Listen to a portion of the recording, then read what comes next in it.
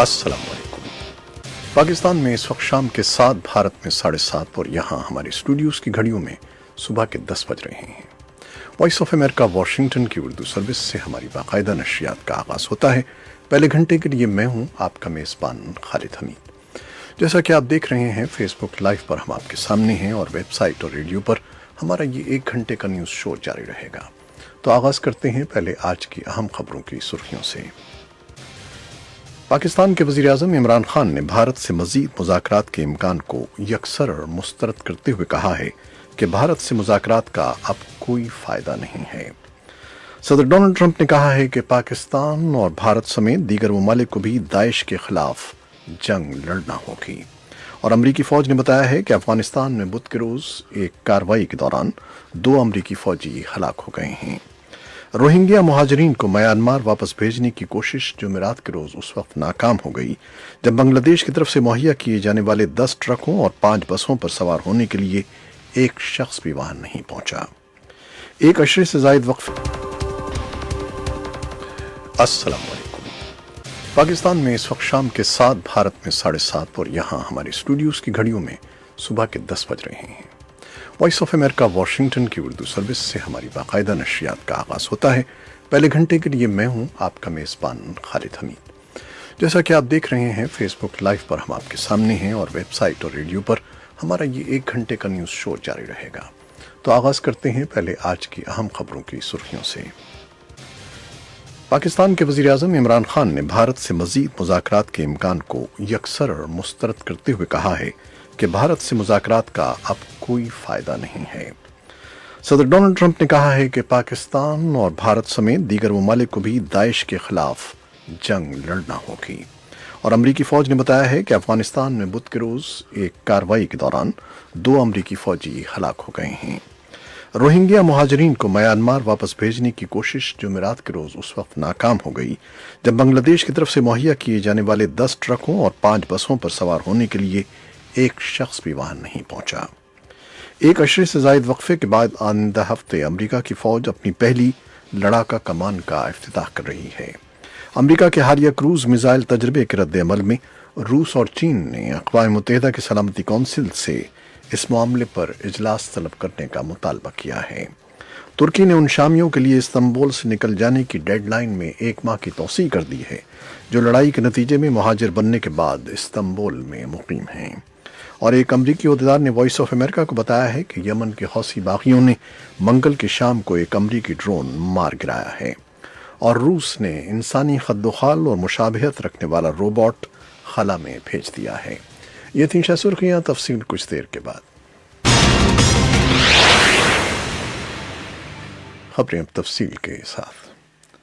पाकिस्तान के वज़ीर-ए-आज़म इमरान खान ने भारत से मज़ीद मुज़ाकरात के इम्कान को यकसर मुस्तरद करते हुए कहा है कि भारत से मुज़ाकरात का अब कोई फ़ायदा नहीं है।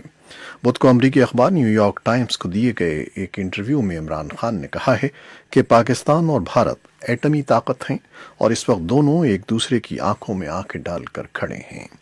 उन्होंने कहा कि खित्ते का माहौल कशीदा है और ऐसे में कुछ भी हो सकता है।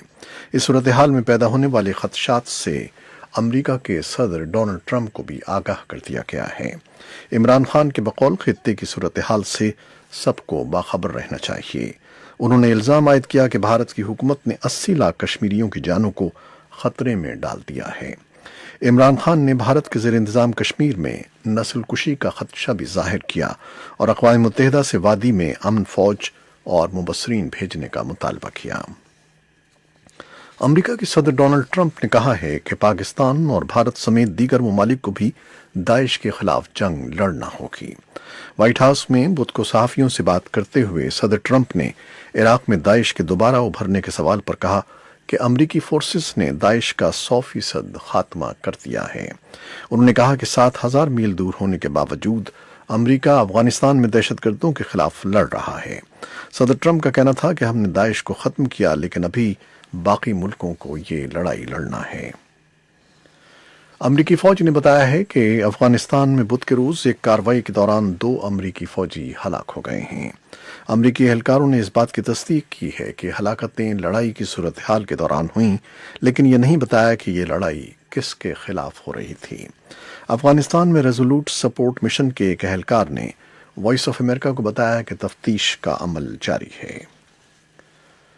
روہنگیا مہاجرین کو میانمار واپس بھیجنے کی کوشش جمعرات کے روز اس وقت ناکام ہو گئی جب بنگلہ دیش کی طرف سے مہیا کیے جانے والے 10 ٹرکوں اور 5 بسوں پر سوار ہونے کے لیے ایک شخص بھی وہاں نہیں پہنچا۔ 7,40,000 مسلمان اقلیتی ارکان جو سن 2017 میں میانمار کی فوج کے ظلم و ستم سے بھاگ کر یہاں پناہ گزین ہوئے تھے، واپسی سے انکار کر رہے ہیں اور اپنی حفاظت کی ضمانت اور یہ وعدہ چاہتے ہیں کہ انہیں میانمار میں کم از کم شہریت دی جائے۔ روہنگیا کے لیڈر نوسیما نے کہا کہ میانمار حکومت نے ہماری آبرو ریزی کی اور ہمیں ہلاک کیا، اس لیے ہم سیکیورٹی چاہتے ہیں اور بغیر سیکیورٹی کے ہم کبھی لوٹ کر نہیں جائیں گے۔ ایک عشرے سے زائد وقفے کے بعد آئندہ ہفتے امریکہ کی فوج اپنی پہلی لڑاکا کمان کا افتتاح کر رہی ہے۔ نائب صدر مائک پینس اور پینٹاگون کے اہلکاروں نے منگل کے روز نیشنل اسپیس کونسل کو بتایا کہ یو ایس اسپیس کمان 29 اگست سے کام کرنا شروع کر دے گی۔ سن 2009 جب امریکی سائبر کمان کا قیام عمل میں آیا تھا، امریکی فوج نے کوئی مزید کمان تشکیل نہیں دی ہے۔ محکمہ دفاع کے پاس اس وقت 10 لڑاکا کمانیں موجود ہیں جس کا ذمہ جغرافیائی حدود یا کسی خاص مشن پر محیط فوجی آپریشنز سر انجام دینا ہے۔ امریکی سینٹ ان کمان کے پہلے سربراہ کے طور پر air force general John Raymond کی نامزدگی کی توثیق کرتی ہے۔ امریکہ کے حالیہ کروز میزائل تجربے کے رد عمل میں روس اور چین نے اقوام متحدہ کی سلامتی کونسل سے اس معاملے پر اجلاس طلب کرنے کا مطالبہ کیا ہے۔ امریکی محکمہ دفاع پینٹاگون نے پیر کو کہا تھا کہ اس نے 500 کلومیٹر تک ہدف کو نشانہ بنانے والے کروز میزائل کا تجربہ کیا ہے۔ یہ تجربہ امریکہ کے intermediate range nuclear forces INF کے معاہدے سے باہر نکلنے کے بعد کیا گیا پہلا تجربہ ہے۔ خبر رساں ادارے رائٹرز کے مطابق ماسکو اور بیجنگ نے ایجنڈا آئٹم بین الاقوامی امن و سلامتی کو لاحق خطرات کے تحت معاملے پر غور کے لیے سلامتی کونسل کا اجلاس طلب کرنے کی درخواست کی ہے۔ ترکی نے ان شامیوں کے لیے استنبول سے نکل جانے کی ڈیڈ لائن میں 1 ماہ کی توسیع کر دی ہے جو لڑائی کے نتیجے میں مہاجر بننے کے بعد استنبول میں مقیم ہیں۔ انہیں کہا گیا ہے کہ وہ دیگر صوبوں خاص طور پر جنوب کی جانب واپس چلے جائیں۔ جنوب وہ علاقہ ہے جہاں سیاسی پناہ کے لیے ان کی پہلی بار رجسٹریشن کی گئی تھی۔ ایک اندازے کے مطابق رہائشی کارڈوں کے بغیر 5 لاکھ سے زائد شامی اس وقت ترکی کے سب سے بڑے شہر میں مقیم ہیں۔ انہیں کسی دوسرے مقام کی جانب منتقل کیا جا سکتا ہے یا پھر لڑائی میں الجھے وطن واپس بھیجنے کا خدشہ لاحق ہے۔ اکتوبر 30 کی نئی ڈیڈ لائن کے باوجود مہاجرین اور انسانی حقوق کے گروپوں کو یہ خدشہ ہے کہ انہیں حراست میں لیا جا سکتا ہے اور وطن واپس بھیجا جا سکتا ہے۔ استنبول میں رہنے کی اجازت نہ ہونے والے شامی 20 اگست تک دیگر صوبوں کی طرف واپس جا سکتے ہیں۔ ایک امریکی عہدیدار نے وائس آف امریکہ کو بتایا ہے کہ یمن کے حوثی باغیوں نے منگل کی شام کو ایک امریکی ڈرون طیارہ مار گرایا ہے۔ عہدیدار نے، جس نے اپنا نام پوشیدہ رکھنے کی درخواست کی، بتایا ہے کہ اگرچہ ڈرون گرانے والے حوثی تھے لیکن انہیں یہ صلاحیت ایران نے دی تھی۔ رپورٹس میں بتایا گیا ہے کہ ڈرون گرانے کے لیے زمین سے فضا میں مار کرنے والا میزائل استعمال کیا گیا۔ ڈرون گرانے کا تازہ ترین واقعہ ایک ایسے موقع پر پیش آیا ہے جب امریکہ اور ایران کے درمیان کشیدگی میں اضافہ ہو رہا ہے اور مشرق وسطیٰ کے لیے امریکی سینٹرل کمانڈ کے سربراہ جنرل کینتھ فرینک میکنزی تجارتی بحری راستوں کے تحفظ کے لیے ایک اتحادی فورس بنانے کے لیے علاقے میں موجود ہیں۔ بحرین، آسٹریلیا، برطانیہ اور امریکہ سمندری راستوں کے تحفظ کے لیے قائم کی جانے والی فورس میں شامل ہو چکے ہیں۔ روس نے انسانی خد و خال اور مشابہت رکھنے والا روبوٹ خلا میں بھیجا ہے۔ روبوٹ ایک ایسے راکٹ کے ذریعے بھیجا گیا ہے جس میں کوئی انسان سوار نہیں ہے۔ روبوٹ 10 روز تک بین الاقوامی خلائی اسٹیشن پر موجود رہے گا۔ روبوٹ سے خلا بازوں کو تحقیق میں مدد ملے گی۔ اس روبوٹ کو فیڈور کا نام دیا گیا ہے جو final experiment demonstration object research کے الفاظ کا مخفف ہے۔ یہ پہلا موقع ہے کہ جب روس نے انسان نما روبوٹ خلا میں روانہ کیا ہے۔ یہ تھیں وہ خبریں جو ہم نے فیس بک لائیو پر آپ کے لیے پیش کی۔ ویب سائٹ اور ریڈیو پر ہمارا یہ 1 گھنٹے کا نیوز شو جاری رہے گا، ہمارے ساتھ رہیے گا۔ کیمرہ مین فواد الیاس کے ساتھ فیس بک لائیو سے اجازت چاہتے ہیں۔ اللہ حافظ۔